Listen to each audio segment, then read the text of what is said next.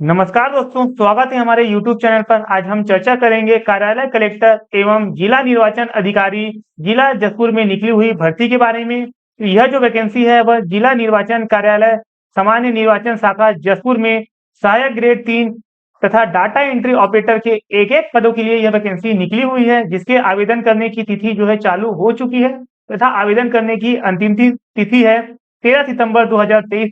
आप लोग ऑनलाइन के माध्यम से आवेदन कर सकते हैं।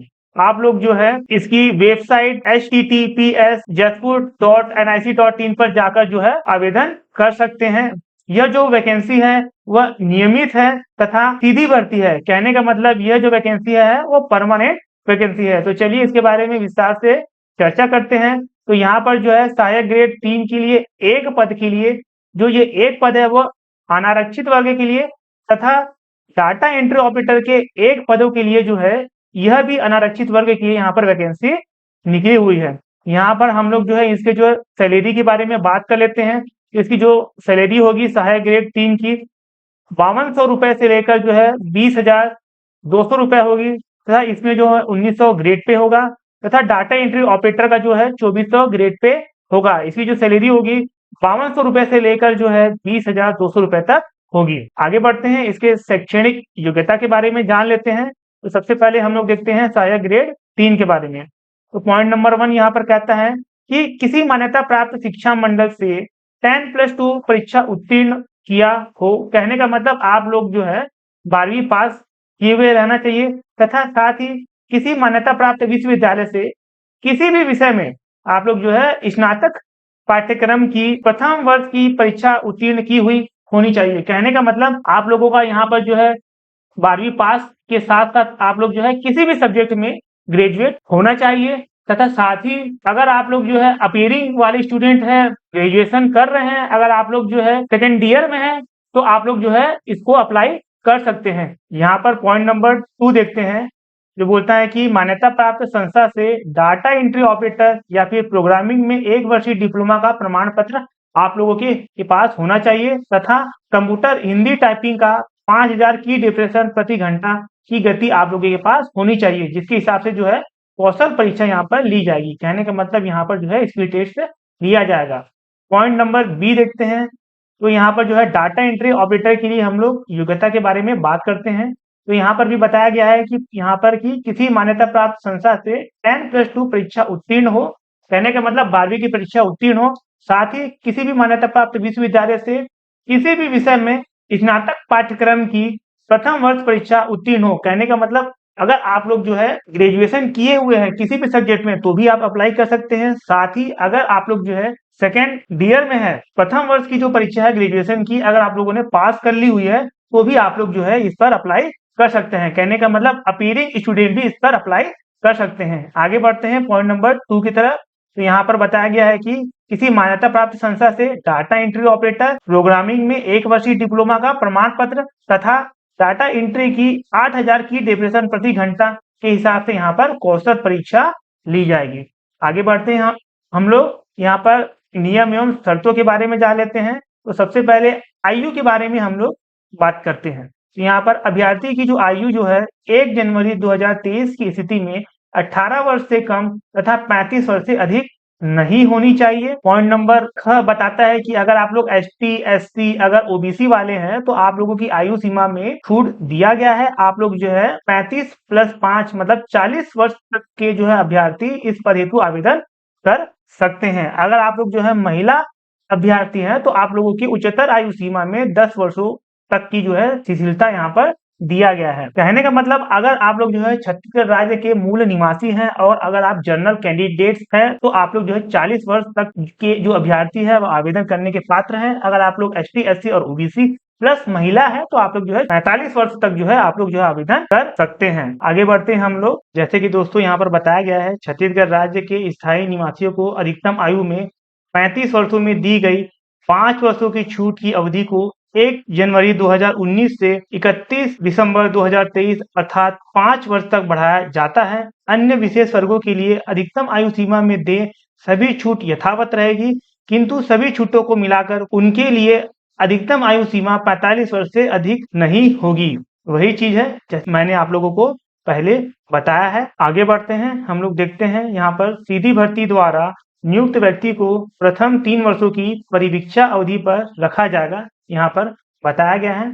आगे बढ़ते हैं, यहाँ पर जो है अगर आप लोगों का सिलेक्शन हो जाता है तो जिला मेडिकल बोर्ड द्वारा आप लोगों को फिटनेस प्रमाण पत्र प्रस्तुत करना होगा। साथ ही आप लोगों को पुलिस वेरिफिकेशन जो है करना होगा। जैसे कि बताया गया है, पुलिस विभाग से अभ्यर्थी का चरित्र प्रमाण पत्र जो है सत्यापित कराया जाएगा। अगर किसी प्रकार की जो है टिकट टिप्पणी आप पर अगर पाई जाती है तो आप लोगों को सेवा से तत्काल पृथक कर दिया जाएगा। मेरिट सूची, दावा आपत्ति, अन्य आवश्यक सूचनाओं का प्रकाशन तथा चयन परीक्षा के संबंध में जानकारी जिले की वेबसाइट पर प्रदर्शित की जाएगी और किसी माध्यम से प्रचार नहीं किया जाएगा। कहने का मतलब आप लोगों को समय समय पर इसकी वेबसाइट को देखते रहना है कि इसके बारे में कोई और नोटिफिकेशन आया है कि नहीं आया है। आगे बढ़ते हैं हम लोग, यहाँ पर जैसे बताया गया है कि राज्य सरकार ने निर्णय लिया है कि सीधी भर्ती अथवा पदोन्नति के एकांकी पदों पर आरक्षण एवं रोस्टर लागू नहीं होगा। एकांकी पद वह होगा जो किसी संवर्ग विशेष में केवल एक ही पद पर स्वीकृत है। कहने का मतलब यहाँ पर सहायक ग्रेड 3 तथा डाटा एंट्री ऑपरेटर के लिए एक पद है जिस पर जो है रोस्टर सिस्टम लागू नहीं होगा। यहाँ पर जो है विज्ञापन प्रकाशित करने हेतु नियम एवं शर्तें जान लेते हैं। पॉइंट नंबर 1 देखते हैं। अभ्यर्थी द्वारा जिले की वेबसाइट जसपुर.nic में आप लोगों को ऑनलाइन के माध्यम से 13 सितंबर 2023 तक जो है फॉर्म भरना है। आप लोगों को स्पीड पोस्ट नहीं करना है। पॉइंट नंबर 2 यह बताता है कि आप लोगों को जो है सक्षम अधिकारी द्वारा निवासी प्रमाण पत्र की मूल जो है डॉक्यूमेंट है आप लोगों को अपलोड करना होगा। आप लोग स्कैन करके अपलोड कर सकते हैं। इसी तरह जो है आप लोगों को स्थायी जाति प्रमाण पत्र अपलोड करना होगा। रोजगार कार्यालय का जीवित पंजीयन आप लोगों को अपलोड करना होगा। अगर आप लोग जॉब पर है तो आप लोगों को अनापत्ति प्रमाण पत्र मतलब एनओसी जो है आप लोगों को आपके विभाग से लेकर जो है अपलोड करना होगा तथा साथ ही जो है निर्धारित पासपोर्ट साइज की फोटो एवं हस्ताक्षर तथा अन्य दस्तावेज जो है आप लोगों को अपलोड करना होगा। पॉइंट नंबर 6 देखते हैं। अभ्यर्थी द्वारा 1 सितंबर 2023 से 13 सितंबर 2023 तक ऑनलाइन आवेदन किया जाएगा। कहने का मतलब आप लोग जो है इसी के बीच में जो है आप लोग आवेदन करें। आगे बढ़ते हैं हम लोग पॉइंट नंबर 8 देखते हैं। विज्ञापन में तथ्यात्मक त्रुटि या फिर लिपिक त्रुटि चयन के किसी भी स्तर में सुधारी जा सकती है। ऐसी त्रुटि में चयन प्रक्रिया प्रभावित नहीं होगी। इस संबंध में कोई अभ्यावेदन स्वीकार नहीं होगा। आगे बढ़ते हैं हम लोग पॉइंट नंबर 9 देखते हैं। मेरिट सूची में अगर मेरिट लिस्ट में 2 लोगों का नंबर सेम है परंतु एक का डेट ऑफ बर्थ पहले है दूसरे का डेट ऑफ बर्थ बाद में है तो जो इनका डेट ऑफ बर्थ पहले है उनको प्राथमिकता दी जाएगी। आगे बढ़ते हैं हम लोग यहाँ पर पॉइंट नंबर 11 देखते हैं। निर्धारित न्यूनतम शैक्षणिक अर्हता का 60% अंक एवं निर्वाचन संबंधी कार्यों का अनुभव हेतु प्रत्येक वर्ष के अनुभव के लिए यहाँ पर 3 अंक, अधिकतम जो है 15 अंक तथा कौशल परीक्षा के प्राप्तांकों का 25% अंकों को मिलाकर यहाँ पर मेरिट सूची जारी की जाएगी। कहने का मतलब जो है यहाँ पर कुल 100 अंकों की परीक्षा होगी। 60% जो अंक है वो आपके जो है 12वीं तथा ग्रेजुएशन के मिलाकर कर दिए जाएंगे।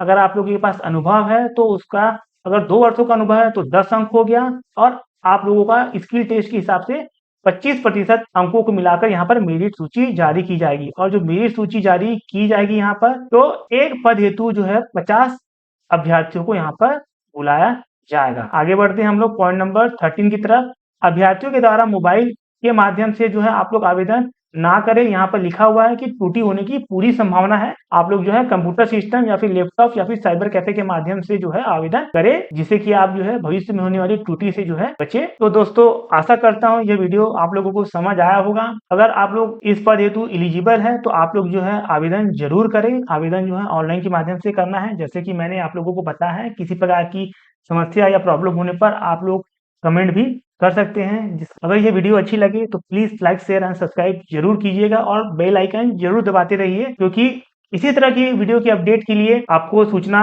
मिल जाएगी। तो इस वीडियो को लास्ट तक देखने के लिए आप लोगों का बहुत बहुत शुक्रिया। धन्यवाद।